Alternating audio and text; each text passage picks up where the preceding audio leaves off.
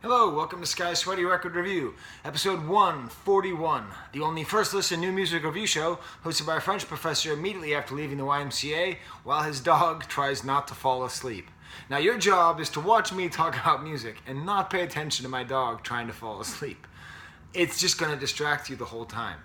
So I'm going to be reviewing an album called Jinx by the band Crumb. Not to be confused with the other band Crumb, but a band, Crumb, that I reviewed a couple weeks ago. They're from Somerville, Massachusetts, Universitas Tufts University. And if you want to hear a little bit more of my thoughts about Somerville, you can watch my old review. It was kind of a funny thing because I reviewed a sort of a three-song teaser. And I said I would listen to the whole album and review it. And that's what I'm doing, even though my first review got like no response. But hey, I do this for myself. And for and for the entertainment of my dog here, who's very entertained. If I say his name, let's see if he wakes up. Bo? There you go. So, what do I think about this album? What do I think about Crumb? What do I think about Jinx? I almost didn't record this because my feelings were very unchanged. My initial review of the three songs, the description I gave it was Riders on the Storms-ish, or Riders on the Stormzy, meaning that it had that kind of really cool atmospheric sound that you might describe as being like the song Riders on the Storm by The Doors. It's a great aesthetic to go for. I don't know if they're trying for it. You know, it's a female singer, and she's not trying to be sultry and charismatic and, you know, Lizard King or anything like that. But as far as like the soundscape goes, it has that feel, which I find to be quite nice. The whole album has what I'm going to do now is I'm just going to present to you the Crumb formula. And I say that makes it sound like I am putting it down. I'm not. But it's just kind of give you an idea. And then I'll play you a song, and maybe you'll like it, maybe you won't. This is funny because this is the second Boston-based female-led artist that I've covered this week. And it's very unintentional. But this is really, it's mostly an atmospheric album. That's not to say there's not a lot of good instrumentation here. There is. There's a lot of... Every member is doing interesting things. There's interesting rhythms, interesting melodies. But the whole feel is very dreamlike. And not really like... It's not that much like hold on to. But I think there's something maybe even heroic about that. You know?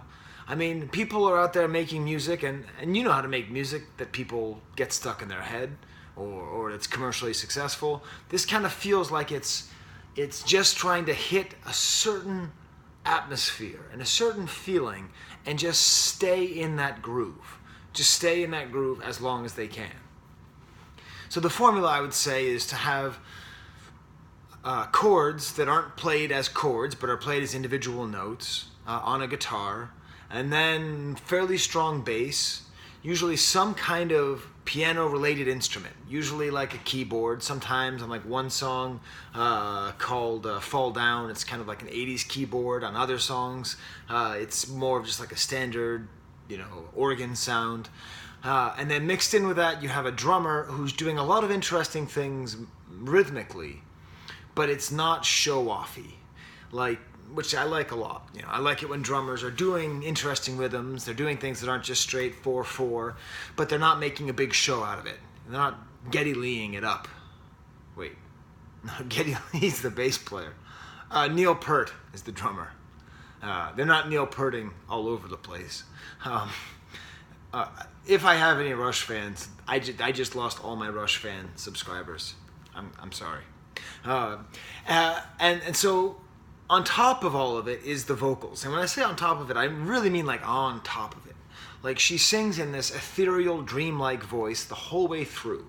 She doesn't ever go lower than like, ah! Like that's like the lowest note she hits. Is, ah! Like about that high. And I say that she's dreamlike. I even think that her lyrics are dreamlike. And by that, I mean she sings something and you understand it.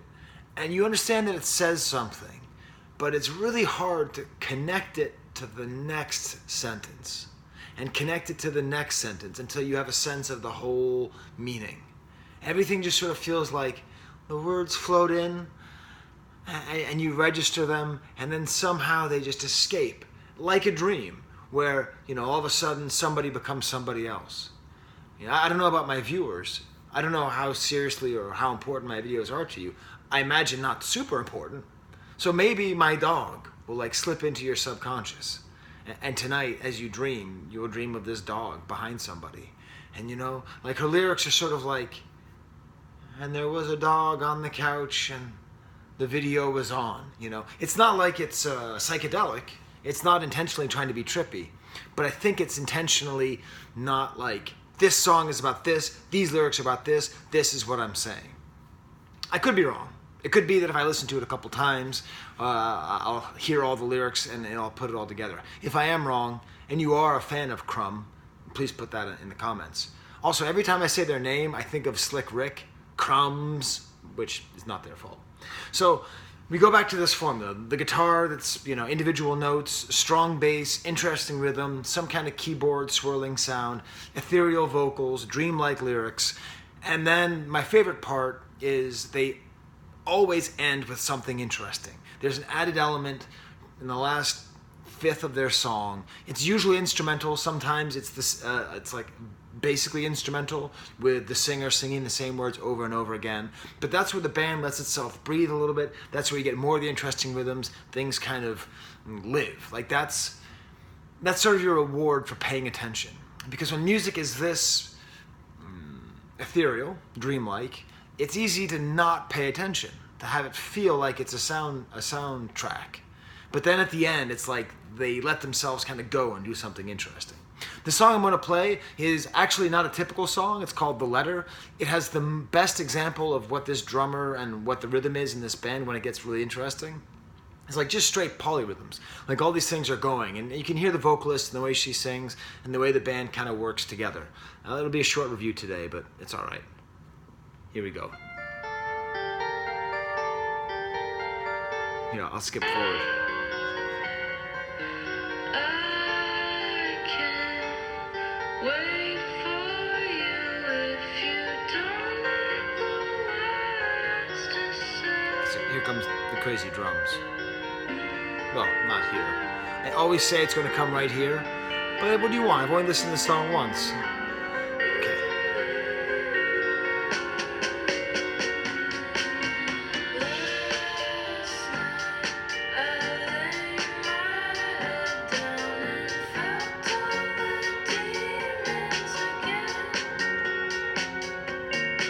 So, I like this. I legitimately like this. And if someone put this on, I would be happy. I'm not certain I would put it on because this attitude, this atmosphere is not one that I'm searching for in my daily life. But it's definitely good music, it's well made, and it does something that not all other music does. I don't just hear it and go, oh, this is one of these things. It's like, no, this is a Crumb album that sounds like Crumb. I would say when they reach their height, they remind me a little bit of My Bloody Valentine, not just because they're not like really shoegazy, but like some of the random things that they do, like little tiny noodly melodies that get kind of stuck in your head and have that sense of where it shouldn't be catchy, but it is, despite itself almost. So there you go. I don't know how I'm going to update the review. I still think they're writers on the Stormzy. I think it's a certain atmosphere that I like. Okay, is my dog asleep? I can't look. I'm sure he is. So for Bobo and for that random dude at the gym who I saw, who was really excited that I was playing Pokemon Go with my fiance. He came and talked to us for like 20 minutes. And my gym, at my gym, is now a gym. If you play Pokemon, you know what that means. It became a gym last time I was there. Very exciting. Okay, till next time, there's the camera.